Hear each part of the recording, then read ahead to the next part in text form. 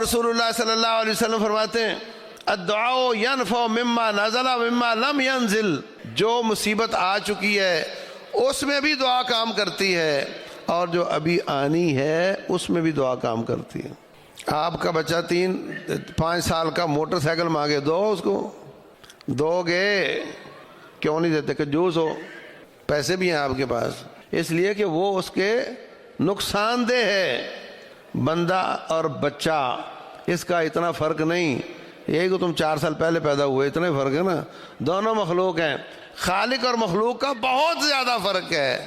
جب مخلوق رب سے آڑی تیڑی چیزیں مانگتی ہے نا تو پھر اللہ تعالیٰ اس کو دیتا نہیں، اس کے نہ دینے میں بھی اس بندے کی خیر خواہی ہوتی ہے۔ اور جس طرح آپ موٹر سائیکل کی جگہ 3 پہیے والی دے دیتے ہیں نا اس کو، اللہ بھی اس کا کوئی متبادل دے دیتا ہے، یا متبادل دے دیتا ہے، یا جو چیز مانگی وہی دے دیتا ہے، یا جو مصیبتیں نازل ہونے والی ہیں ان کو معاف کر دیتا ہے دعا کی وجہ سے، یا پھر اس کو خزانہ بنا کے قیامت والے دن کی مصیبتوں کے رفع کرنے کے لیے جمع کر لیتا ہے۔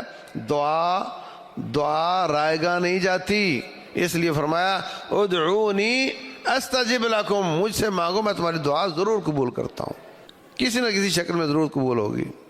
اور رسول اللہ صلی اللہ علیہ وسلم فرماتے ہیں تعرف علی اللہ فی الرخاء یعرفک فی الشدہ، اچھے دنوں میں رب سے علیق سلیق رکھو تاکہ آڑے تیڑے مشکل دنوں میں اللہ آپ کو پہچان لے۔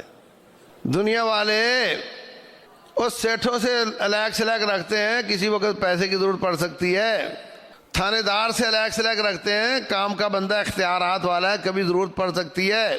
اگر ساری زندگی اس سے کبھی سلام نہ لیا ہو، مصیبت کے وقت جاؤ تو پھر وہ کہے گا نا اب آگے ہو نا۔ تو رب ہے بھائی، ہر وقت اس سے علیق سلیق رکھو تاکہ مشکل وقت میں آپ کے کام آ سکیں۔ بہت زیادہ مانگو، نبی صلی اللہ علیہ وسلم سے اتنی زیادہ دعائیں مسنون ہیں، یوں لگتا ہے جیسے آپ نے دعا کے بغیر کوئی کام کیا ہی نہیں، آپ ساری زندگی دعا ہی کرتے رہے۔ آپ مانگتے چلو مانگتے چلو مانگتے چلے جاؤ، رب ذوالجلال آپ کی دعائیں ضرور کسی نہ کسی شکل میں قبول کرتا ہے۔ اور جو نہیں مانگتا رب اس کو متکبر سمجھتا ہے۔ ان الذین یستکبرون عن عبادتی سیدخلون جہنم داخرین، جو مجھ سے دعا نہیں کرتے ان متکبروں کو میں آگ میں ڈالوں گا۔ دنیا والوں سے مانگو تو پریشان ہوتے ہیں، رب سے مانگو تو وہ خوش ہوتا ہے۔ تو ہمیں بہت زیادہ مانگ مانگ کر رو رو کر اپنے گناہوں کا کھاتا صاف کروانا ہے، اور اللہ تعالیٰ کے مقرب بندے بن سکیں۔ اللہ تعالیٰ عمل کی توفیق دے۔ واللہ اعلم، وصلی اللہ وسلم وبارک علی نبینا محمد۔